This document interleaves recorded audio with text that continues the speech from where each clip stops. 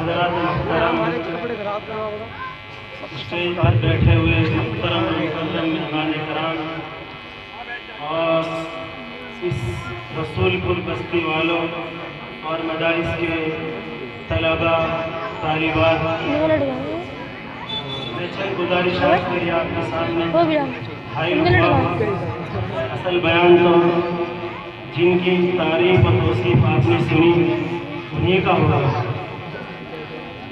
بزرگان دین اور عزیزان ملت اسلامیہ، آج ماشاءاللہ اس مدرسے میں ایک بچے یا جتنے بچوں نے قرآن کریم حفظ کیا، یہ بڑی سعادت اور خوش بختی کی بات ہے، کیونکہ اس دنیا میں جو قابل قدر اور سب سے عظیم اور سب سے لائق پر جو کتاب ہے وہ قرآن مقدس ہے۔ اور کیوں نہ ہو، کیونکہ یہ قرآن اللہ تبارک و تعالیٰ کی طرف سے نازل کیا گیا ہے، کیونکہ اللہ تبارک و تعالیٰ کی ذات سب سے اعلیٰ ہے اور سب سے بڑھ کر ہے، تو اس کا کلام بھی سب سے بڑھ کر ہے۔ حدیث مبارکہ میں آتا ہے فضل کلام اللہ علی سائر الکلام، کہ اللہ تبارک و تعالیٰ کے کلام کو تمام کلاموں پر ایسے فضیلت ہے کہ جس طریقے سے دنیا کی تمام چیزوں پر اللہ تعالیٰ کو فضیلت حاصل ہے۔ حضرات گرامی، اللہ تبارک و تعالیٰ نے اس امت کو یہ قرآن مقدس بخشا ہے، اور اس کا اعجاز اور اس کا معجزہ یہ ہے کہ اللہ تبارک و تعالیٰ نے اسے آسان کیا ہے۔ وَلَقَدْ يَسَّرْنَا الْقُرْآنَ لِلذِّكْرِ، کہ ہم نے اسے قرآن کریم کو آسان بنا دیا ہے پڑھنے والوں کے لیے، سمجھنے والوں کے لیے۔ ورنہ ایک ادنا سا بچہ جو صحیح معنوں میں بہت سے ایسے اس قرآن کریم کے عجیب عجیب واقعات لکھے ہیں کتابوں میں کہ 5 سالہ بچہ ہارون رشید کے دربار میں پیش کیا گیا، اس بچے نے الحمد شریف سے لے کر پورا قرآن کریم پڑھ دیا،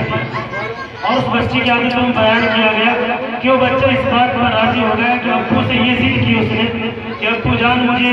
گڑ کی ڈری دیں گے تو میں قرآن کریم سنا دوں گا۔ تو اتنا کم فہم وہ بچہ ہوگا، لیکن قرآن کریم کا یہ معجزہ ہے، اللہ تبارک و تعالیٰ نے اسے آسان کیا ہے۔ اور یہ قرآن صرف بزرگان دین ہاتھوں میں رکھنے کے لیے یا مسجد میں الماری میں سجانے کے لیے نہیں ہے، یہ قرآن کریم دستور حیات، یہ منشور حیات اور مسلمانوں کی زندگی کے لیے لائحہ عمل ہے۔ قرآن کریم سے جب تک ہماری زندگیاں جڑی رہی ہیں، اللہ تبارک و تعالیٰ نے اس امت کو سرفرازیاں، سربلندیاں، کامیابیاں عطا کرتے رہے، اور اس امت کا رشتہ جب بھی قرآن کریم سے ٹوٹا ہے، قرآن کریم سے الگ ہوا ہے، ذلت اور پستی، مسکرت اس امت کا مقدر بن گئی ہے۔ آج بزرگان دین اتنے مدارس ہونے کے باوجود، اتنے خانقاہیں مراکز ہونے کے باوجود، جو رشتہ ہمارا قرآن کریم سے ہونا چاہیے تھا، حقیقت میں وہ رشتہ نہیں ہے۔ آج قرآن کریم ہماری مسجدوں میں، ہمارے گھروں میں بیگانہ ہے۔ آج قرآن کریم سے ہمارا رشتہ صرف یہ ہے کہ اللہ تبارک و تعالیٰ نے اسے نازل کیا ہے، ورنہ ہماری زندگیاں خالی ہیں۔ آج ہم لوگ اللہ تبارک و تعالیٰ اپنے گھروں میں بھرسکے چاہنے کے لیے نہ جانے کیسے کیسے نسخے، کیسے کیسے عملیات اور کیسے کیسے تعویذ اور بندے استعمال کرتے ہیں، لیکن کبھی ہمارے ذہن قرآن کی طرف نہیں جاتا، جبکہ قرآن کریم کو اللہ تبارک و تعالیٰ نے خیر و برکت کی کتاب بنایا ہے۔ جس گھر میں قرآن کریم ہو، اور پھر وہ لوگ برکتیں تلاش کرتے کرتے عاملوں کے پاس جائیں، پھر وہ لوگ بزرگوں کے پاس جائیں، پھر وہ لوگ دوسرے لوگوں کے پاس جائیں کہ ہمیں برکت کی چیز دی دیجیے، برکت کی خواہش دیجیے۔ حضرات گرامی، یہ ہمارے لیے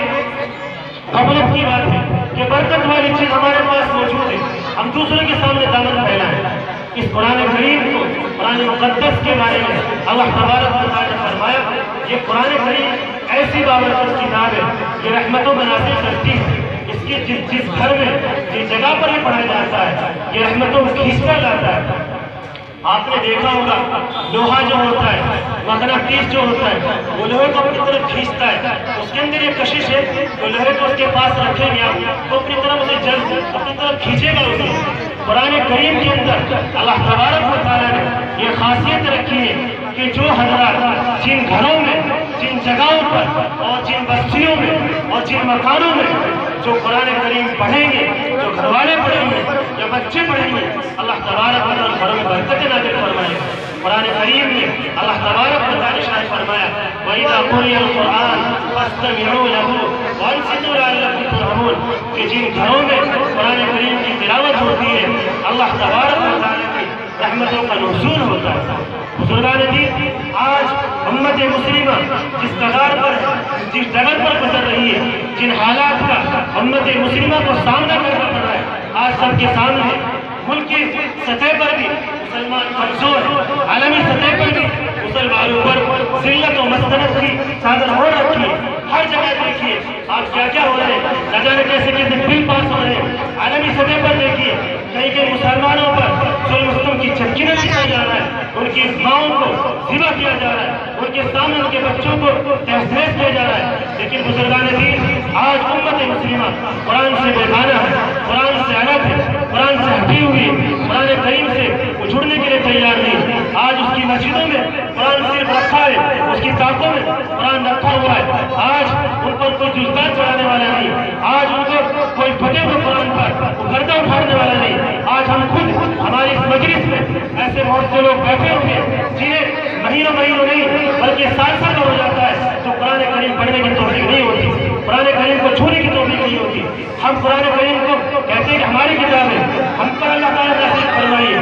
ہمیں عطا کی ہے، لیکن ہم خود دیکھیں کہ ہماری زندگیوں میں کتنی تاثیر ہے، ہماری زندگیوں سے، ہمارے معاشرے سے، ہمارے معاملات سے، ہماری گھریلو زندگی سے، ہماری معاشرتی زندگی سے، ہمارے کاروبار کی زندگی سے، ہماری ہر زندگی سے قرآن صرف دور ہے اور قرآن سے الگ ہے۔ ہم نے صرف داڑھی ٹوپی قرآن سمجھ لیا، ہم نے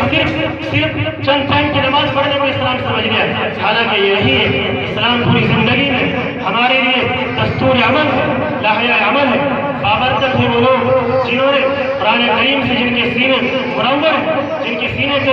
قرآن کریم آیا ہے، جنہوں نے قرآن کریم کو اپنے سینوں میں سمایا، وہ قابل لائق تعریف، وہ شخص بھی ہے اور والدین بھی جو قرآن کریم کے بارے میں آتا ہے کہ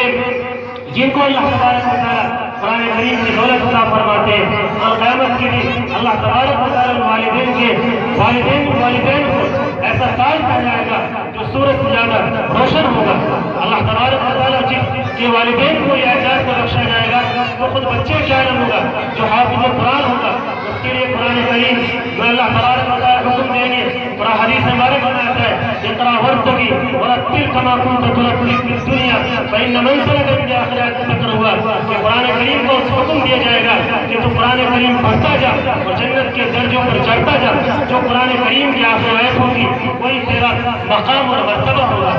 آج بزرگان دین اس قرآن کریم کو اپنے سینوں سے لگانے کی ضرورت ہے، اس قرآن کریم کو اپنے سینوں میں اپنی زندگی میں لانے کی ضرورت ہے۔ یہ قرآن کریم کتابوں میں سجانے کے لیے نہیں لایا گیا، یہ صرف قرآن کریم دیکھو شوکیسوں میں رکھنے نہیں لایا گیا، یہ دستور بنا کر دیا گیا اللہ تعالیٰ نے، یہ منشور ہے ہمارے لیے، یہ نظام زندگی ہمارے لیے۔ آج اس سے ہماری زندگیاں دور ہو چکی ہیں، اس وجہ سے ذلت اور مسکنت ہمارا مقدر بن چکی ہے۔ اگر آج بھی ہم چاہتے ہیں عزت، سرفرازیاں، سربلندیاں، کامیابیاں ہمارے قدم بوس ہوں تو اس کے لیے ہمارے لیے ضروری اور لازمی ہے کہ اس قرآن کریم کو ہم اوڑھنا بچھونا بنائیں، اس قرآن کریم کے حافظ بنے، اس قرآن کریم کے ناشر بنے، اس قرآن کریم کے خادم بنے، اس قرآن کریم کے پڑھنے والوں سے ہم محبتیں کریں۔ اس قرآن کریم کی جن درسگاہوں میں، جن جگہوں پر یہ قرآن پڑھا جاتا ہے انہیں عزت کی نگاہ سے دیکھیں۔ اگر ہم نے یہ کام کیا تو انشاءاللہ اللہ تبارک و تعالیٰ